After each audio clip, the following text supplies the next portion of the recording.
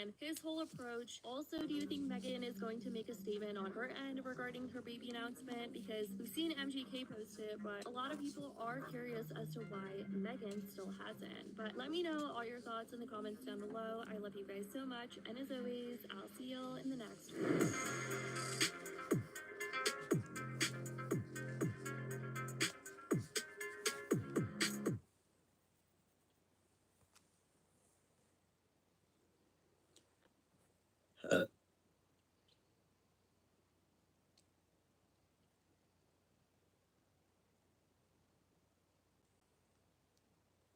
Hiccup.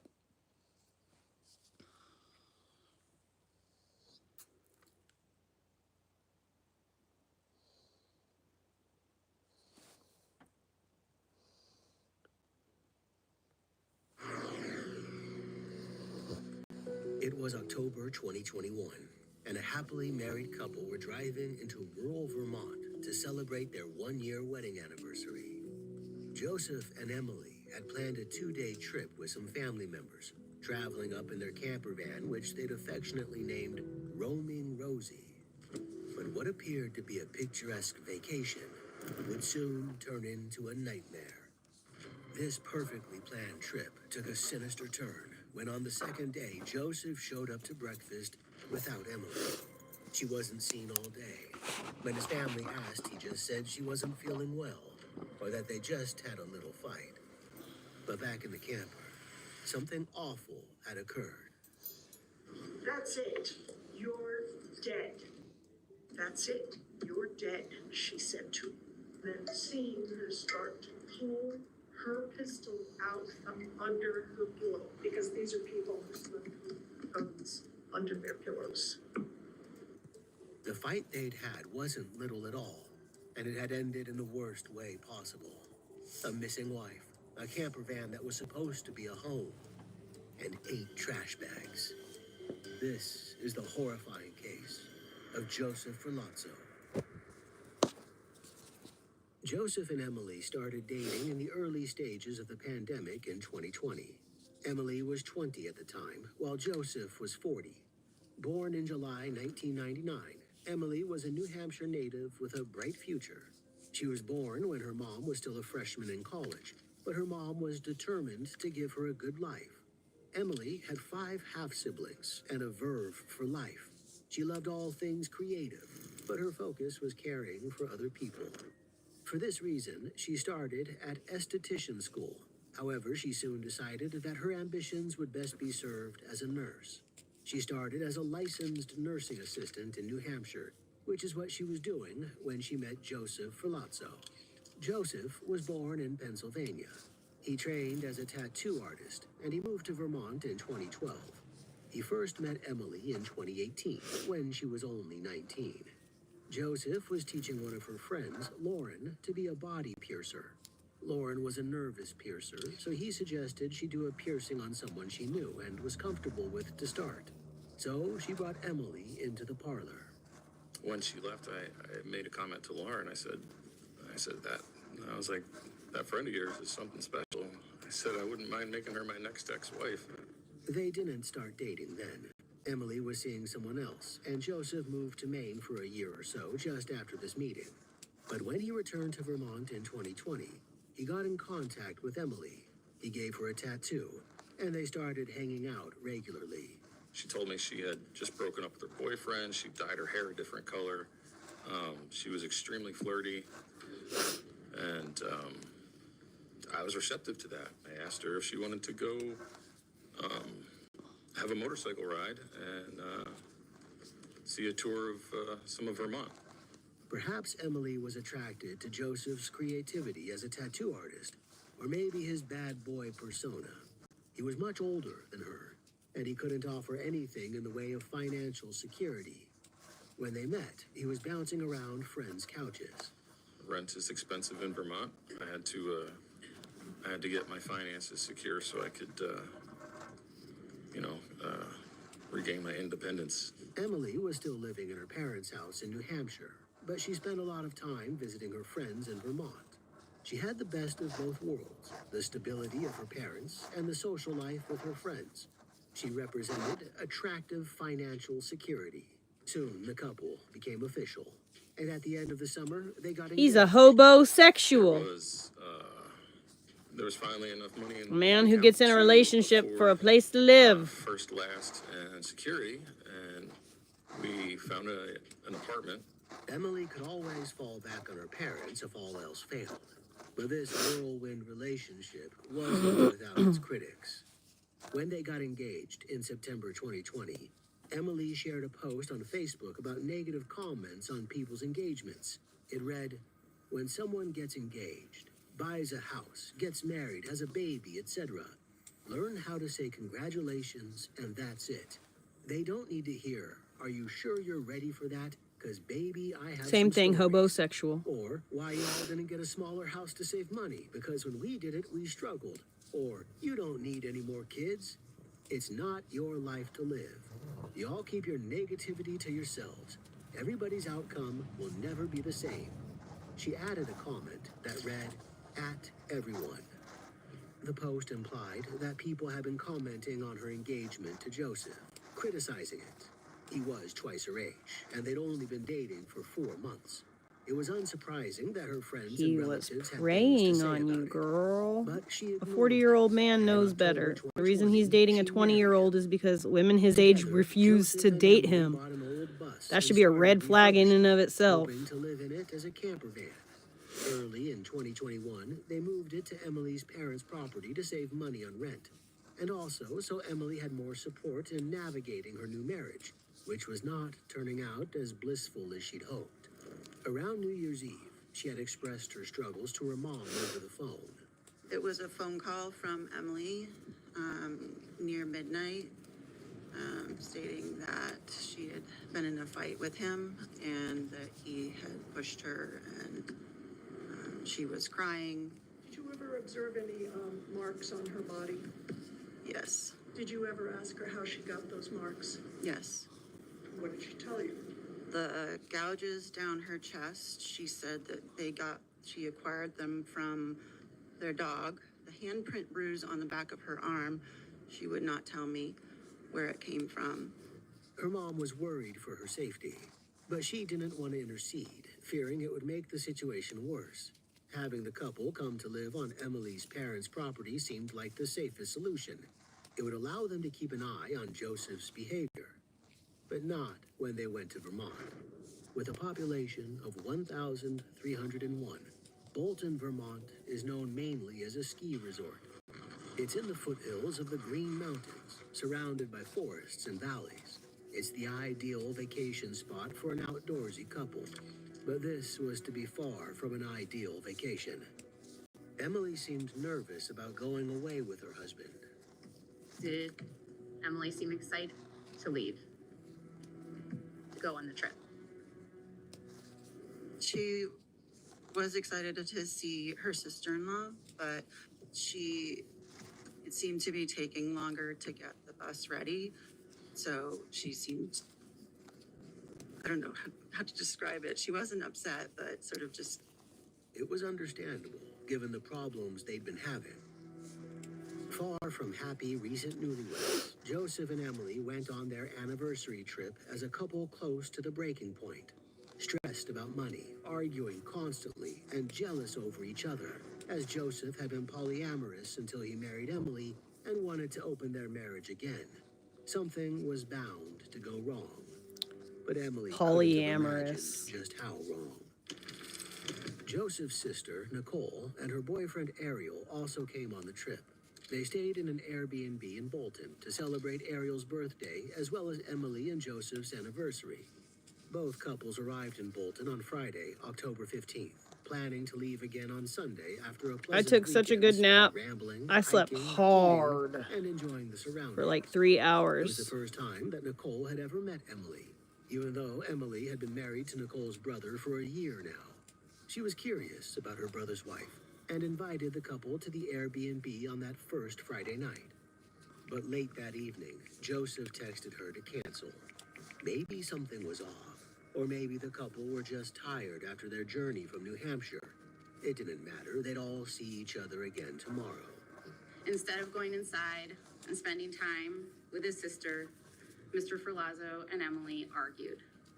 They argued because Mr. Ferlazzo had brought Emily on their 1-year anniversary to the very same condo complex that his ex-wife lived. They argued because Mr. Ferlazzo seemed to believe that he didn't have any obligations to be monogamous with his wife, be faithful to her, and she told him she was done. She told him she did not want to be with him, that she could not do it anymore, and that she wanted to leave. Joseph behaved perfectly normal on Saturday morning. He greets his sister on Saturday morning with a text and says, "I just made some coffee. I can bring you some." He takes a shower at her Airbnb. The converted bus had its own shower, but Nicole didn't question why he couldn't use it. She was just looking forward to a nice morning with her brother. They go to breakfast. When his sister asks where Emily is, he says she's sleeping. They have breakfast. He eats. He drinks a mimosa. They make plans to go to St. Albans, where another friend of his lives.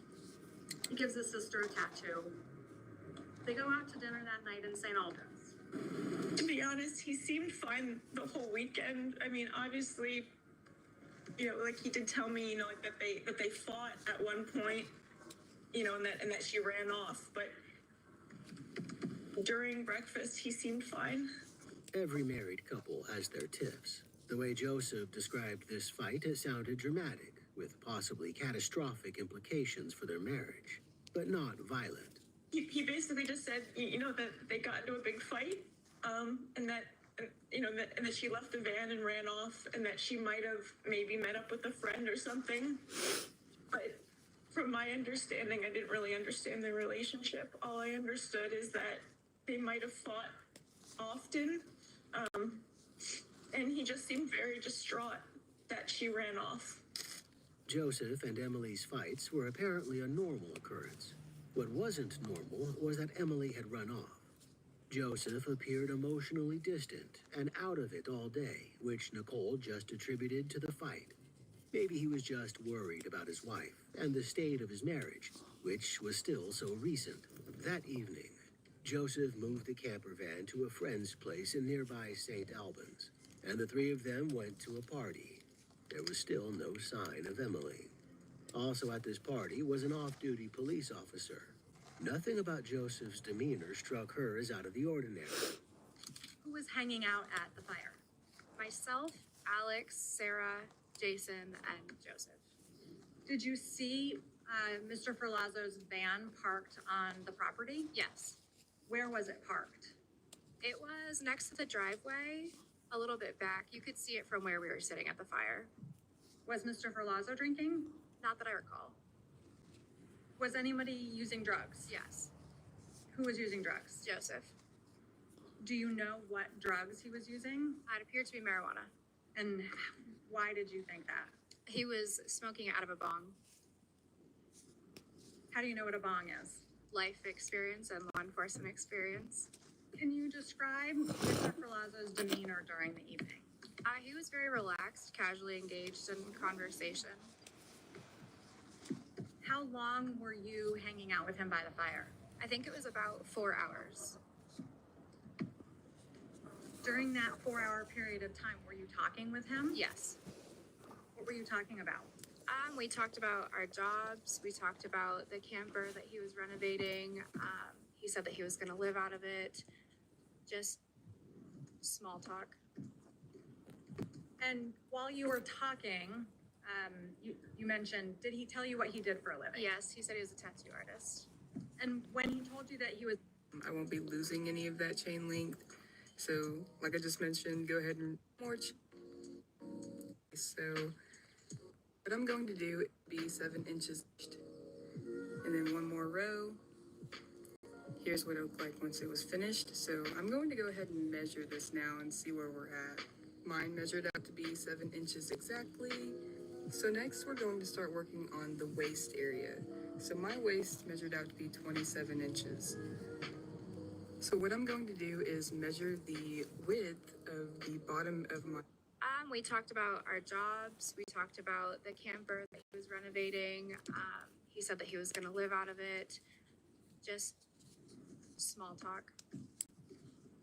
And while you were talking, you mentioned, did he tell you what he did for a living? Yes, he said he was a tattoo artist. And when he told you that he was a tattoo artist, did you recognize him at that point? Yes. And tell us about that. A friend of mine had gotten a tattoo from him years before. And was that when you made the connection of that you had previously met him? Yes. Did you tell Mr. Perlazo that you were in law enforcement? Yes. How did he react to that? He continued to engage me in conversation very steadily for the rest of the night. It didn't seem to bother him at all that she was a member of law enforcement. Why should it? According to the outside world, everything was fine, and he'd done nothing wrong. The only thing that was strange was that he didn't mention Emily at all during their conversation. Not until the very end. Around what time did the evening end? I think around midnight. And how did it end? Myself, Alex, Sarah, and Jason went into their house, and Joseph went off in the direction of his camper. As you were retiring for the night, did Mr. Perlazo say anything to you? Yes. What did he say? A comment was made where he related something to Emily. He said, "Oh, Emily likes that." And I said to my friend Alex, "Oh, I didn't know that he had a wife." Had he not spoken about a person named Emily in the 4 hours before? No. Did he tell you that he was married? No. Did he tell you that his wife had walked off on Saturday and he hadn't heard from her? No. Doesn't mention Emily once. Doesn't even mention that he has a wife. As if she just doesn't exist. You heard testimony that the campfire wraps up around midnight when Mr. Ferlazzo gets back into the van, and while Emily's body lays feet away from him, he sends her phone another text message. "This is far enough! Exclamation point, exclamation point. Get your home! Exclamation point. I gotta go back to New Hampshire. Are you coming back?" On Sunday, they parted ways, leaving Vermont. Joseph went back to Emily's parents' property in New Hampshire, where they lived together. He left the camper van behind at a friend's place in St. Albans. When he got back, he told Emily's mom a similar story to what he'd told Nicole, that he and Emily had gotten into an argument in a parking lot on Saturday. But he told Emily's mom that it had gotten physical. He said he tried to stop her from leaving, and then she kicked him in the groin. He'd left to go to the store, and Emily said she was getting an Uber back to New Hampshire. Emily's family told investigators, Joseph told them that after that fight, Emily got out of their camper van and started walking on Route 2 in Bolton, Vermont. Joseph What kind of a told family man would members leave he drove his to a wife nearby in a convenience strange store. town with When he came no back along that road, his personal wife was effects? You know, According to the Joseph, story just doesn't this make was sense the last anyway. time he'd seen her, and he'd been expecting to find her back at her parents' place already. But her parents weren't convinced. Did you ask him where Emily was? Yes. What explanation did he give you about why Emily wasn't with him? That they had an argument, and she got out of the bus on Route 2. He drove away to a gas station to let her cool off, and then he came back. She was gone. What did you observe about him when he arrived? He was shaking. I interpreted that as he was cold, because he had just driven from Vermont on his motorcycle. Did he tell you why he wasn't in the van? No. Did he tell you where the van was? I asked him 2 different times, and he told me 2 different answers. One was New Haven, and the other is at a garage of somebody, I believe, named Kurt. Were either of those locations that he gave you his friend's house in St. Albans? No. What did he do while he was at your residence? He took a shower. He ate the dinner that David had made for us. Did Joseph tell you that he called the police? He did not. Okay. And did you call the police? My husband, David Bass, called the police with me. And did the Vermont State Police ultimately speak to Mr. Ferlazzo? Yes. And was he at your house when that occurred? Yes. The police then contacted Joseph as their first port of call, since he'd been the last person to see her alive.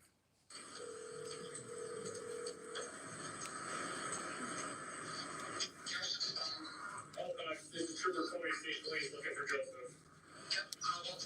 Okay, thanks. Hey, Joseph, this is Trooper Cody, Vermont State Police. Hello. Hey, so, I just got off the phone with your father-in-law. And sounds like there's some concern about maybe where Emily may be. Okay, what can you do? It sounds like you, what do we know at this point, I guess? What can you tell me?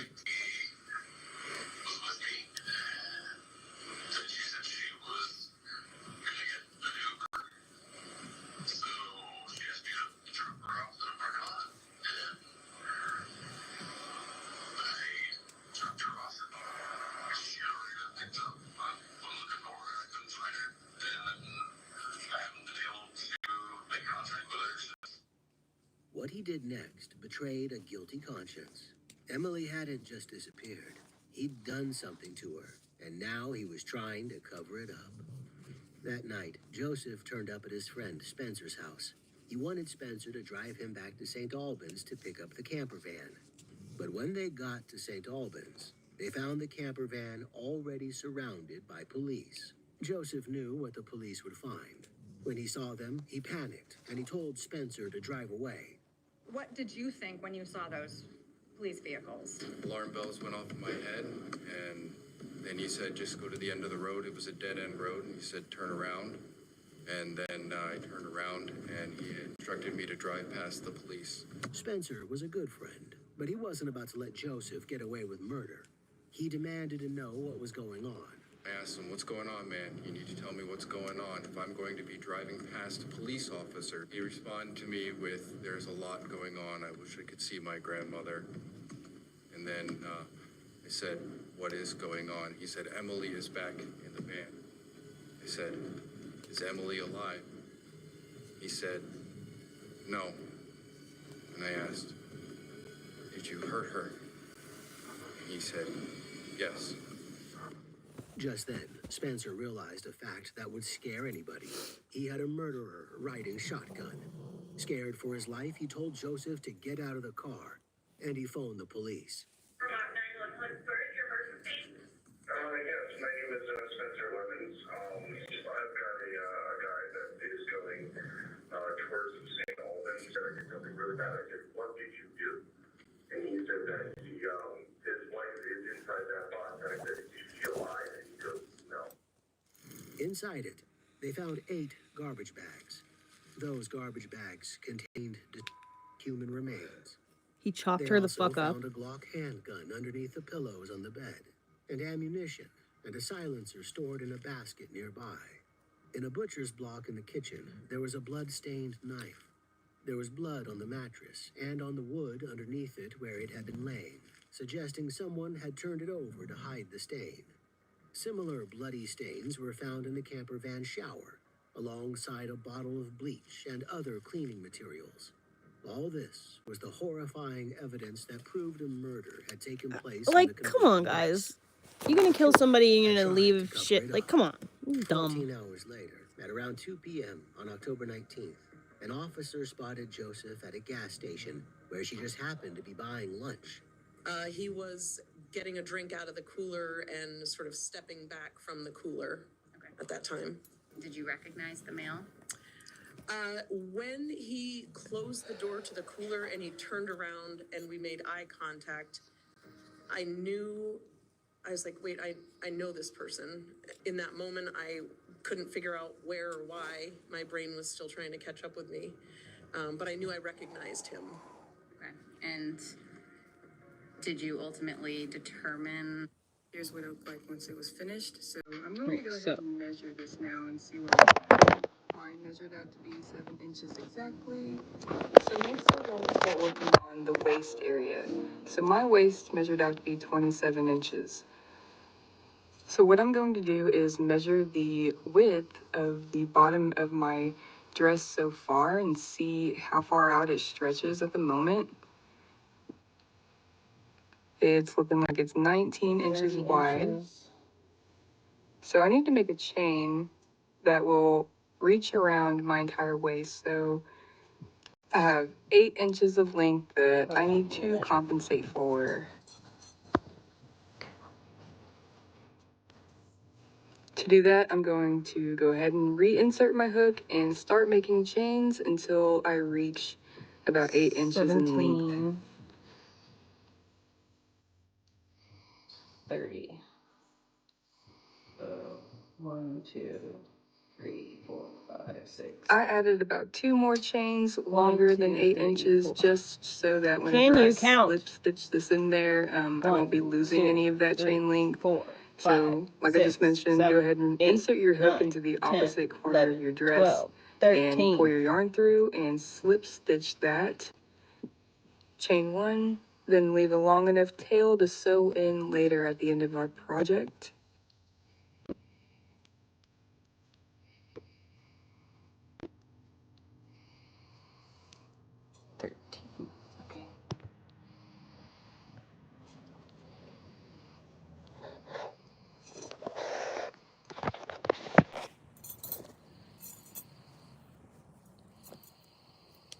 My waist was 32 inches like yesterday or something, the day before.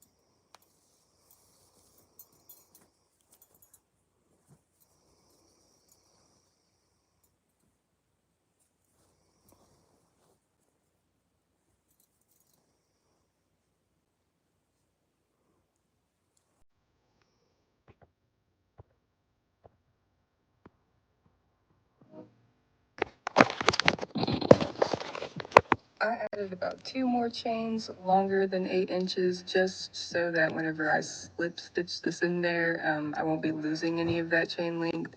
So, like I just mentioned, go ahead and insert your hook into the opposite corner of your dress and pull your yarn through and slip stitch that. Chain 1, then leave a long enough tail to sew in later at the end of our project.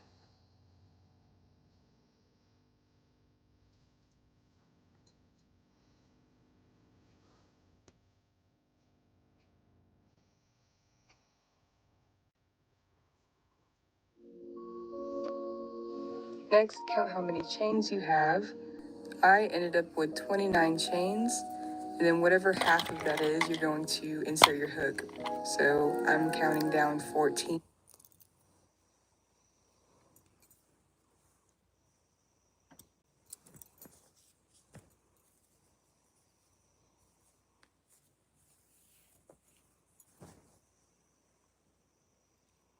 1, 2, 3, 4.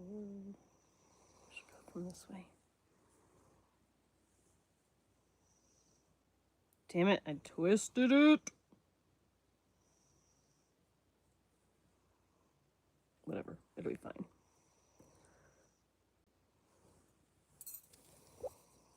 Just count them.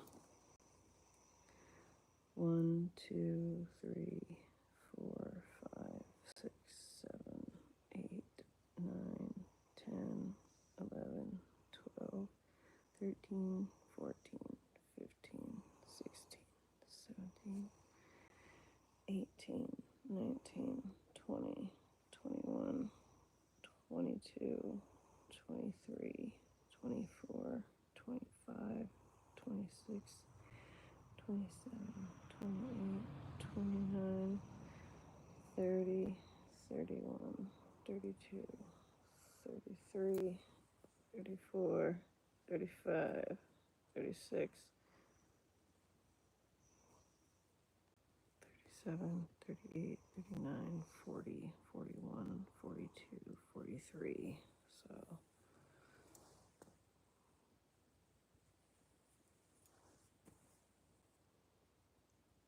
mm-hmm. 1,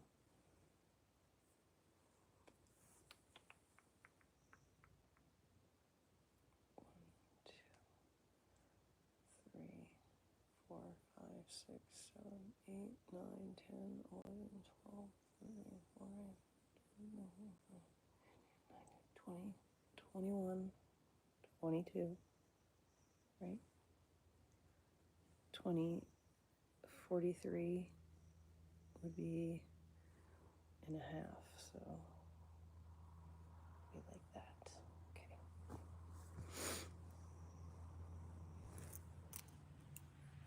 I got a stitch marker right here.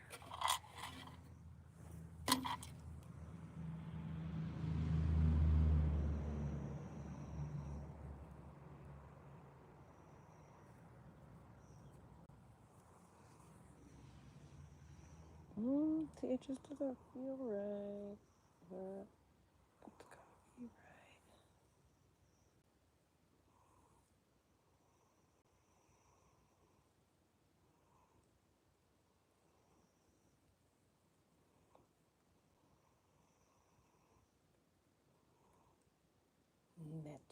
Matchmaker, make me a match. Find me a find. Catch me a catch. That's better.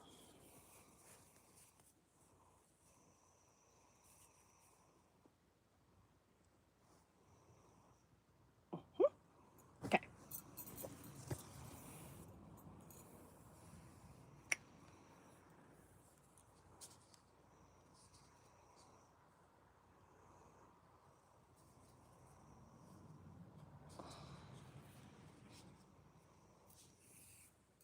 All right. Now what?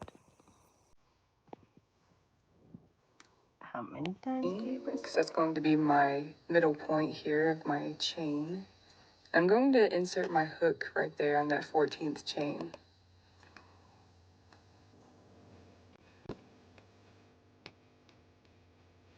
Next, grab your yarn again and create a slip knot.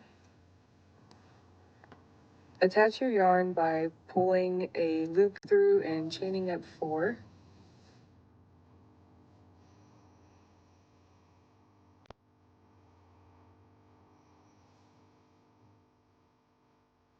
Turn your work over and then triple crochet into every chain until you reach the... That's what I thought. Okay. I need to measure this circumference just because I'm feeling like maybe I did too many stitches. No, because that was 17 inches. It wasn't 29. 17. Watermelon.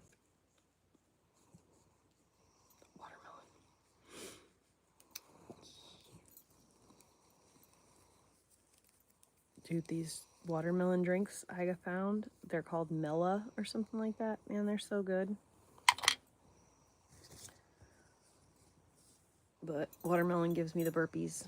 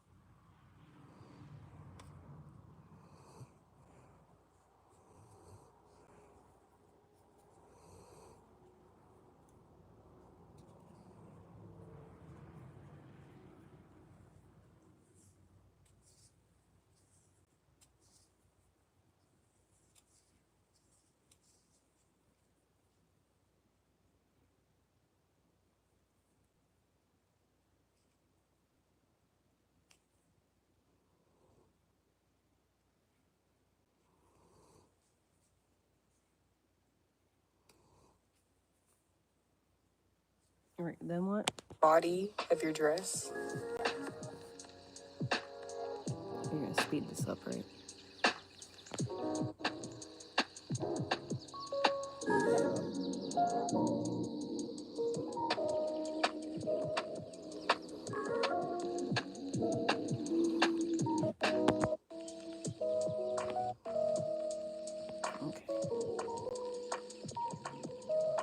Continue triple crocheting all along the bottom of the body until you reach the opposite end. I will meet you towards the end so that I can show you how I began triple crocheting along the chain again and finishing off this round.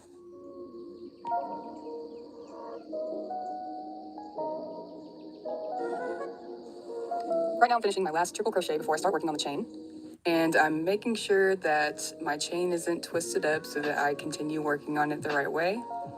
But just go ahead and keep triple crocheting into every chain until you reach the end.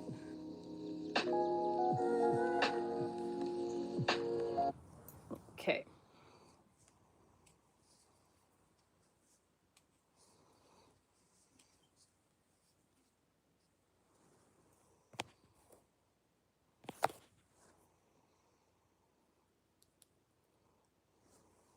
Well, I know by now you've heard about the pyramid scan that was done under the middle pyramid on the Giza Plateau, Khafre's pyramid, and I'm sure that you're here to find out what my 2 bits is on it. And you've come to the right place, because if you go to any other YouTube channel, they're not going to have my opinion. So good job on that.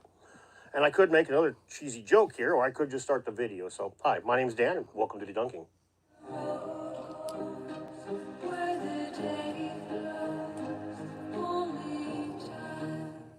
All right, well, let's start with the claims made by the Khafre project themselves. The first thing that they claim is that they've detected not just 1 relieving chamber, but 5.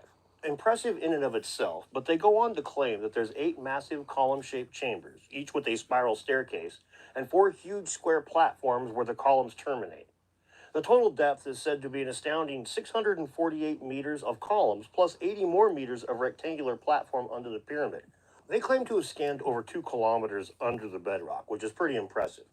And the size of this supporting structure, if it's real, would be pretty impressive as well. It would make it the largest supporting structure for a building that I could find any record of. And this has got all kinds of ancient history people like myself making videos about it and weighing in. Is Edgar Casey vindicated? Is Christopher Dunn right? Was Flint Dibble right? We were on Piers Morgan and he said this was just a bunch of crap. So I've been digging into this for the last couple of weeks, and well, let's talk about the science side of it. That sounds like a good place to start, right? Now, radar is basically sending radio waves out into the world and then measuring the time it takes for the waves to return after they've bounced off of something. See, this By is where using my that brain traditional went when rotating I was radio hearing wave about all emitter that we've all this. seen with the radar That's stuff, why I haven't that talked would also about it give us yet. the direction as well as the distance for an Because object. radar So is like, this has been very useful in World War II. A lot of battles were determined by radar, and plenty of things since, but it also has a lot of civilian applications, and one of these like was that known detail as SAR. with Now, radar. synthetic aperture radar, or SAR for short, is a term for a technique in which they use a smaller satellite moving over a large area to emulate having a much more massive dish. The satellite's motion is the key. They take many readings as they move. Instead of having one giant stationary disk, they use many smaller disks and then cover the same area a more massive disk would over time. And using this method, scientists can get the results of a larger disk with those smaller ones in motion. And this allows them to get excellent radar images from space. And in fact, this has been used to go as far as a few meters under sand in order to find features hidden from the naked eye. Whoa there, Chevy It's been used McArmerson. for archaeology and geology for decades now. However, it's only been used a few meters underground, not 600 meters, and certainly not 2 kilometers. But there is a lot of different frequencies and wavelengths that are employed in SAR, and as a matter of fact, these can have a wide determination on how well and how effective it is at doing certain things. And some of these are actually still experimental to this day. We'll look at the NASA website on this. Wavelength is an important feature to consider when working with SAR, as it determines how the radar signal interacts with the surface and how far a signal can penetrate into a medium. For example, an X-band radar, which operates at a wavelength of about 3 centimeters, has very little capability to penetrate into broadleaf forests and mostly interacts with leaves at the top of the tree canopy. An L-band signal, on the other hand, has a wavelength of about 23 centimeters, which enables it to penetrate more deeply through a tree canopy and allows for more interaction between the radar signal and large branches and tree trunks. Wavelength doesn't just impact the penetration depth into forests, but also into other land cover types such as soil and ice. For example, scientists and archaeologists are using SAR data to help uncover lost cities and urban-type infrastructures hidden over time by dense vegetation or desert sands. Now, in addition to the different types of wavelengths, we also have differences from the types of terrain that is hit by the radar. The rougher and more uneven the terrain, the more scattered the scan will be, while urban centers will return very clean, angular waves by comparison. And the angle of the waves being sent out is also an important consideration. They don't send them straight down, but instead send these out at an angle. Now, one reason they do that is to use the Doppler effect for Doppler tomography. What's Doppler tomography, I hear you say? Well, if you're into astronomy at all, you'll be kind of surprised that they're using it on the planet Earth, because it's usually, for guys that are into stars, it's usually used for like binary stars for them to determine which one's spinning light which direction, because they use the Doppler effect. And for those of you who don't know what the Doppler effect is, it's when you're standing like on the side of the road and you hear a car coming. You love it's your like, puppy dogs. that higher pitch You as it love your comes, and Orly then lower pitch as boy. it Oh, passes. It's Money, when you're the sound such a waves being sweet compressed and girl. then Orly, decompressed she as they go by. loves you. Well, the same thing works with light. Don't And scratch so, me, buddy. in Don't astronomy, scratch me. I'm you gonna get might the file frequently out. hear I'm gonna this get the just file referred out. to as the red Don't shift tempt me. because they're talking Don't about the tempt me. evidence for the Big Bang, but that's really not exactly the accurate way of putting it. You're talking about the Doppler effect. And Doppler I love tomography you is guys used so much. with these I SRA do. scans in order for them to determine, It's to my help them mamas. pinpoint specific My things a little Orla. bit better. Like if they pinpoint an area and they're hitting a hill, for example, they use the Doppler effect to help map it just a little bit more accurately. And as time has gone on, this has gotten a lot more accurate. Original SAR data was interpreted through what were then cutting-edge analog computers. Complicated systems of lasers and lenses, and they would give us low-resolution images translated directly from the SAR data. Nowadays, they use computers to recreate the data and translate it, and as such, they've gotten much better at both the interpretations and at the fidelity of the images.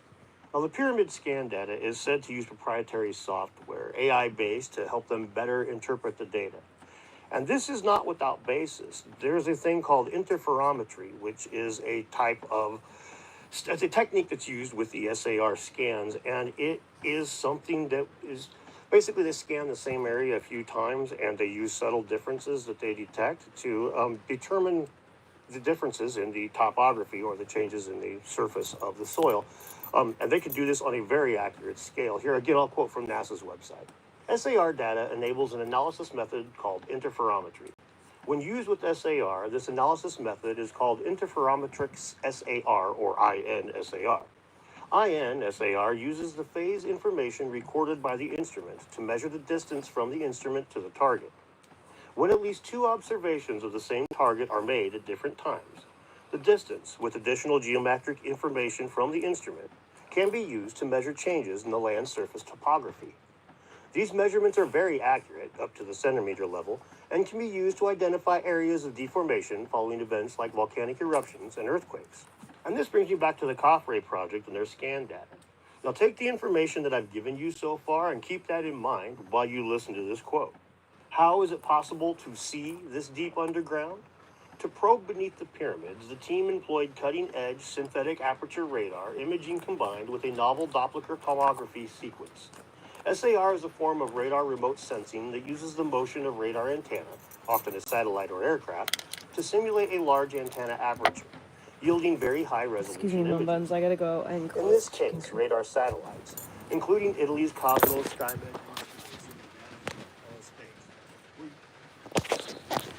Oh, fuck, shit! God damn the fucking cord. Boots, not shoes. Boots, not shoes. Oops, that's the left foot, not the right foot.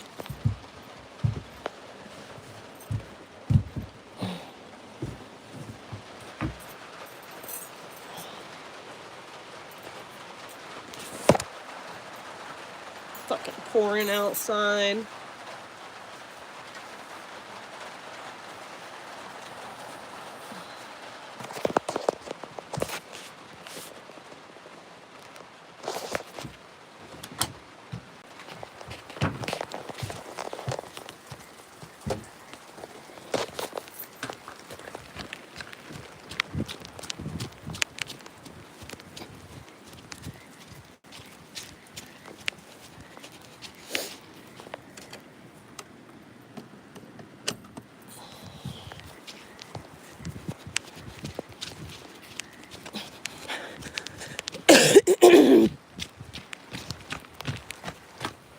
Money's gonna run outside as soon as I open the door.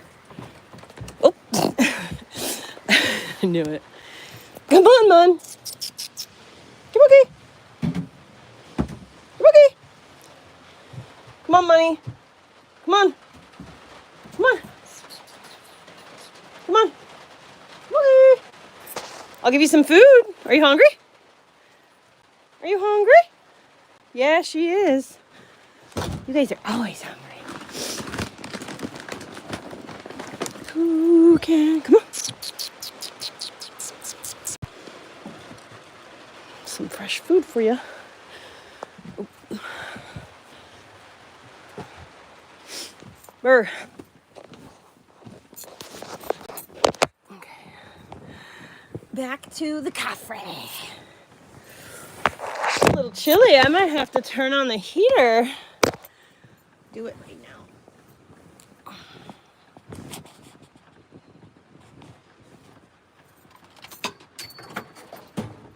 Got my damn. Ooh, I got this yarn winder.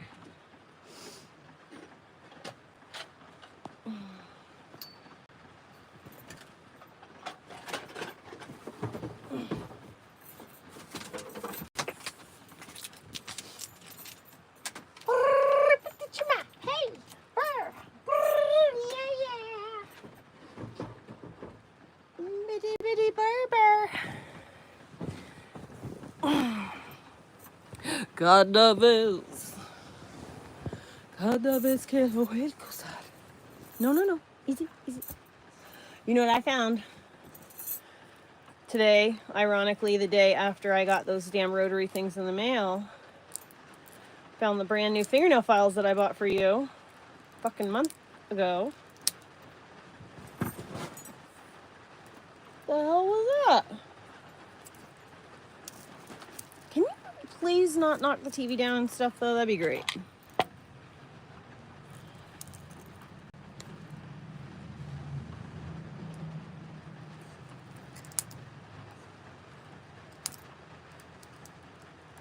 Jesus fucking Christ, bro. This plastic's made out of concrete or something.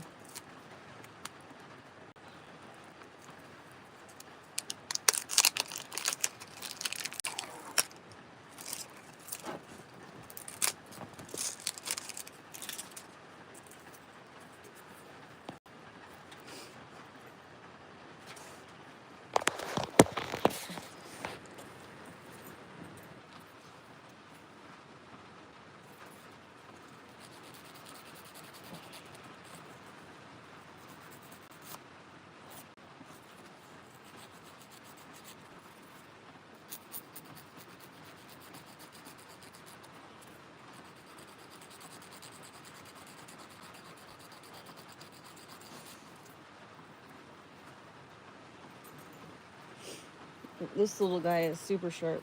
Hold up, swolled up.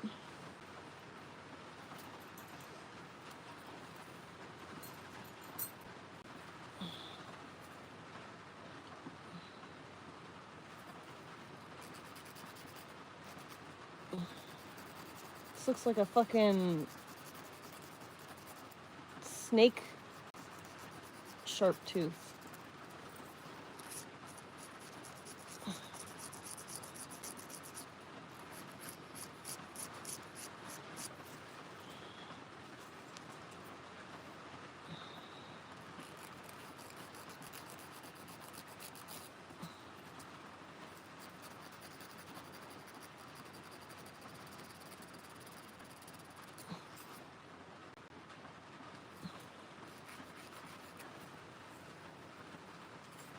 Shit's still sharp as hell.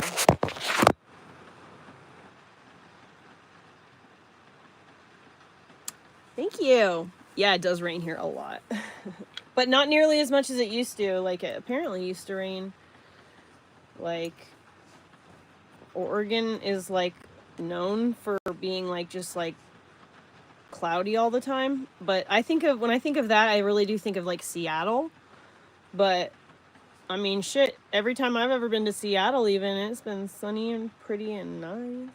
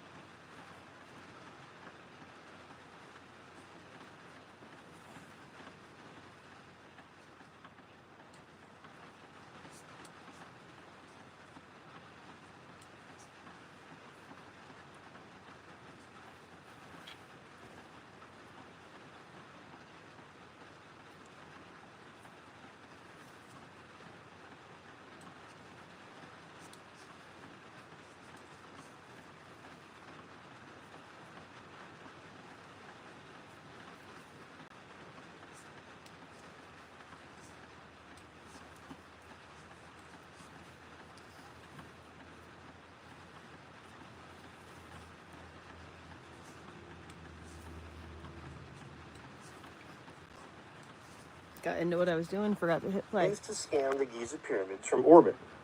These satellites operate in the X-band frequency, which provides very fine image detail.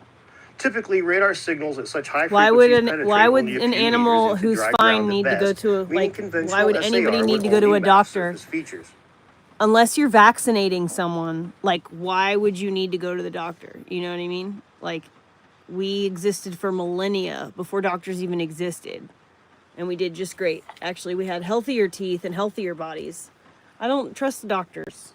The doctors are there for one reason, to fix broken problems, you know? And I'm not interested in them going and creating problems where none exist.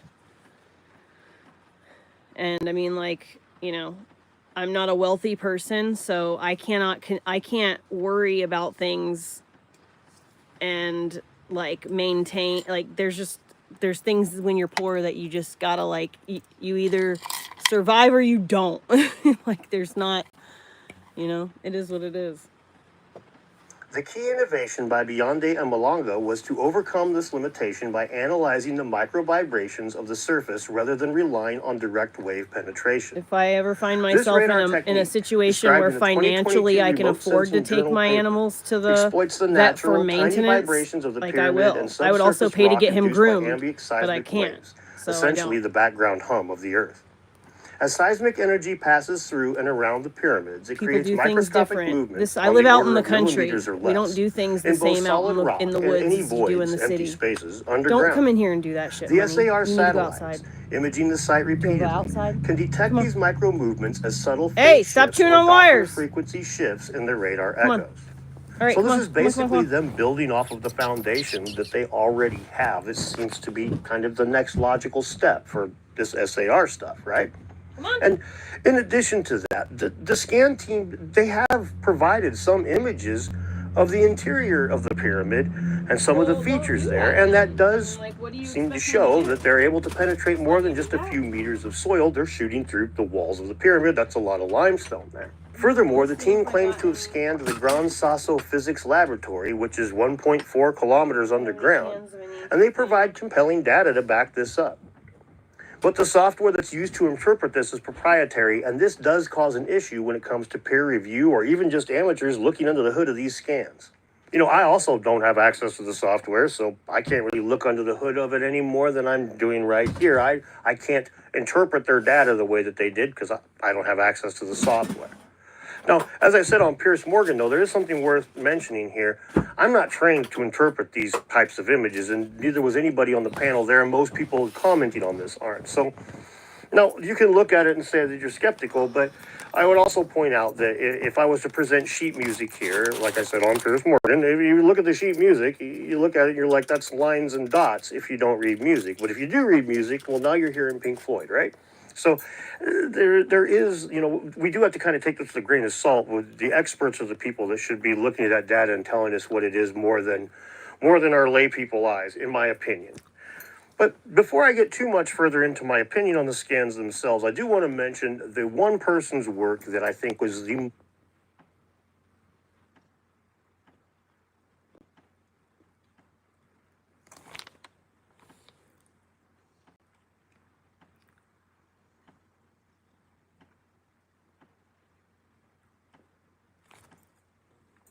most influential, or it's most spoken of, I should say, in the wake of this find, and that would be Christopher Dunn. How does this tie into what he's talked about over the years? Well, he was asked about it so much that he made a public statement, and so I'll just read a small piece of that to begin with. Considering the level of science, knowledge, and experience of those involved in the Scan Pyramid mission, I am not qualified to judge any of their findings. Similarly, I am not qualified to judge the findings of the SAR scanning team. However, I would love to know how the geometrically accurate CAD drawings were extracted out of the raw data, because they seem to represent a massive Tesla-like electromagnetic earthquake machine. But even without the CAD, I believe there's enough in the scans to warrant further investigation. I would like to attach a caveat to my enthusiasm for the work of the SAR research team's work and the imagination it has sparked. That is, we must keep in mind that considering what I wrote in my book, my confirmation bias may be working overtime, and there should always be a healthy amount of Cartesian skepticism when anything that seems so firmly embedded in the realm of science fiction is attached to ancient monuments. We are living in exciting times. If it turns out to be fictional, it is more of a compelling, interesting fiction than the pyramids as tombs theory that we have been taught. And if it's proven as fact, we could be on the threshold of a bright and harmonious future. And over the last few years, I've made it abundantly clear that I don't believe in ancient high technology, not nearly to the level that Christopher Dunn does. However, we get along just fine, and I did get a chance to speak with him on the phone about this a little bit more in depth. And he did discuss in the letter, which I will link below, he does talk about how there is some science that may well back up what he's looking at in these scans. But when I spoke with Christopher, the thing that he was the most impressed with and the most interested in was the tunnels. He thought that these are a severely, even if without the scan, he says these are a very investigated aspect of the Giza Plateau. The tunnels crisscross all over the place. They're ancient. A lot of them are full of stuff, full of rubble, quite possibly full of history. and they're everywhere. So that part really got him excited. He said that more than anything else, looking at those. But he expressed, I mean, even the letter there, despite what everybody likes to say about guys like him and Graham Hancock and everybody, look at what he says. You know, it's like, I got to watch myself here, man. There's confirmation bias just creeping up on me here. So intelligent person with a healthy check on their emotions there. And you'll find that he's not alone in this community. If you watched me and Jimmy talking on Piers Morgan, both me and Jim expressed quite a bit of skepticism, Jim even more than myself, surprisingly enough. And we're not the only ones. Jeff from Landa Chem, he took a pretty heavy shot at these scan data and he basically debunked it as far as his followers are concerned. They're calling it a debunking. I wouldn't go that far myself, but I would say that he definitely took some shots at it and pointed out some issues. Like Jimmy's pointed out, there's problems with the water table and stuff. That most of that structure would be submerged no matter how far back in time you go until you go back millions of years for what we know about geology. So there's a lot going on here that is, it's not just, despite the fact that they like to say that all of us alternate history guys just believe whatever the hell comes down the pipes without any degree of skepticism at all. The reality of it is it's quite different than that. And this is a great example because the majority of us are saying basically the same thing. And that, I guess, would bring us back to what's Dan's opinion on this whole thing. Now, SAR tech is powerful and in many cases economically superior to all the other options. The ability to rent some satellite time or just purchase the data from the company that farmed it already, that can often be a lot cheaper than sending in a team into the field with LiDAR and drones and ground-penetrating radar and all this stuff to keep them alive for the next 2 months. And it offers the ability to scan areas that aren't accessible at all, which of course makes it attractive to the military. And the technology of the SAR data interpretation seems to be following everything else in the world that uses computers nowadays. It's growing fast and it's using AI and it's really just jumping in leaps and bounds. So in my opinion, I do think they found something here, but I don't think it's as much as they're portraying it to be. I honestly think that there probably is a lot of noise in that scan. I think it's, as they say, it's very new, but I do think that they did stumble across something here. I'll go ahead and read another quote from guys that worked for the scan team. It is very, very early days on this AI project to improve the Giza Plateau SkyMed images, but we have made robust progress. In the image below, we have the original Khafre project image. In the image below, we have the same image enhanced by AI trained on medical and environmental images plus data from Cosmos SkyMed. We have found more structure and what we believe is a more accurate focus of the 1 meter resolution of SAR Doppler.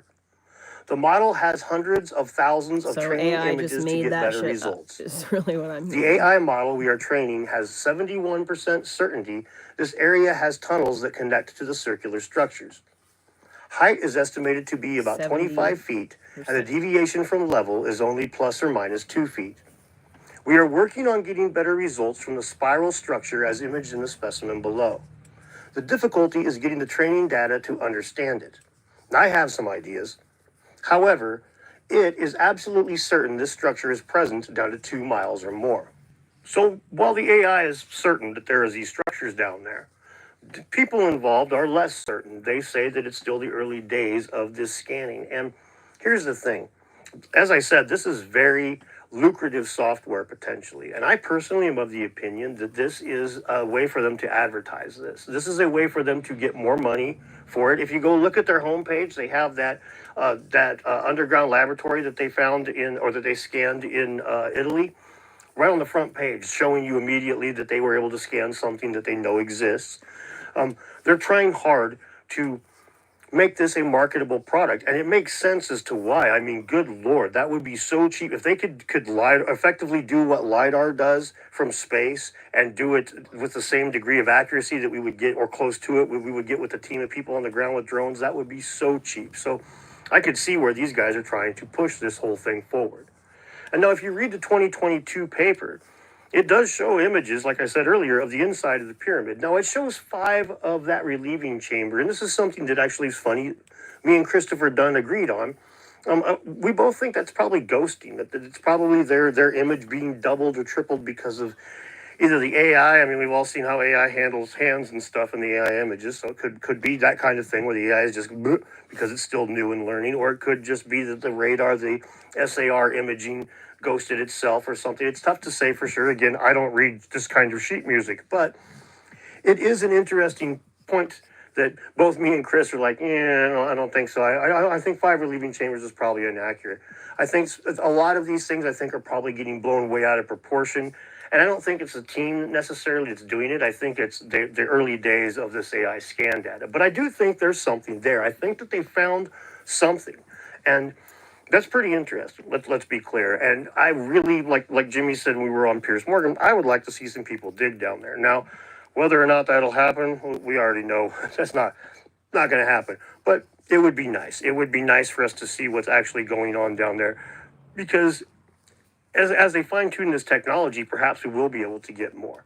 I mean, let's be honest, just on a really quick side note, if this technology is something that they are able to like get consistent and get good with, we're going to find all kinds of stuff. The pyramids over in China, they don't want us to know anything about. We'll scan the crap out of them, dude, and we'll scan them ourselves from space. And a damn thing you can do about it, and we'll look at it on the millimeter level according to it, if this stuff works. Now, a lot of scientists are very skeptical of this, but I point out that if you go back to the 70s, this SAR stuff was not giving us very clear data. Now, if you were to say that they could detect changes in the surface of the Earth down to a couple of centimeters, they would have laughed at you. But today, they do it.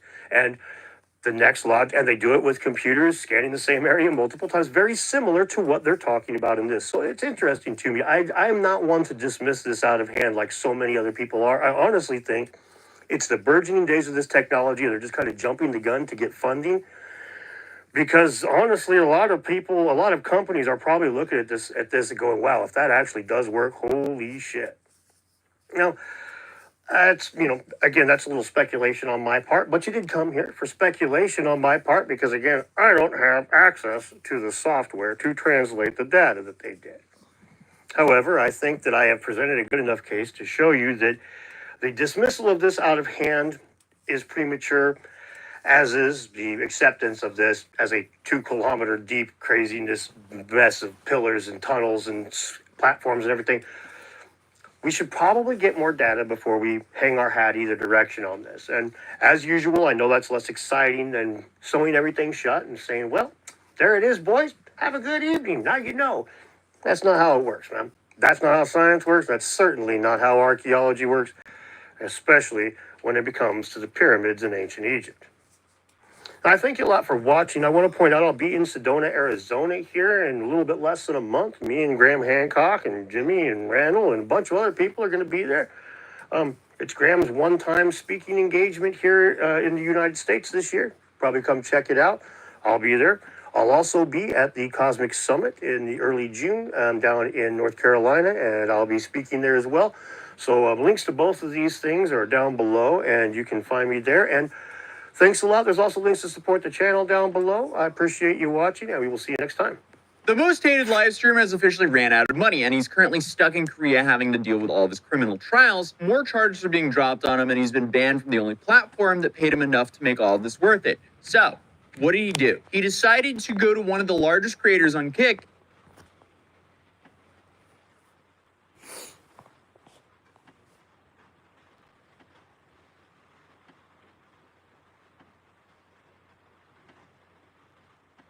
He doesn't have problems. He's just got the same type of basic problems that every dog has these days because they put garbage in the dog food. He has allergic reaction to garbage dog food. He has to eat the good stuff. If I don't feed him the good stuff, just like every other breed today, he has allergies. It wasn't normal 20 years ago, but it's common now. Same shit, I'm going to switch over to Bigo because I want to watch copyrighted material. So I'm going to go over to Bigo.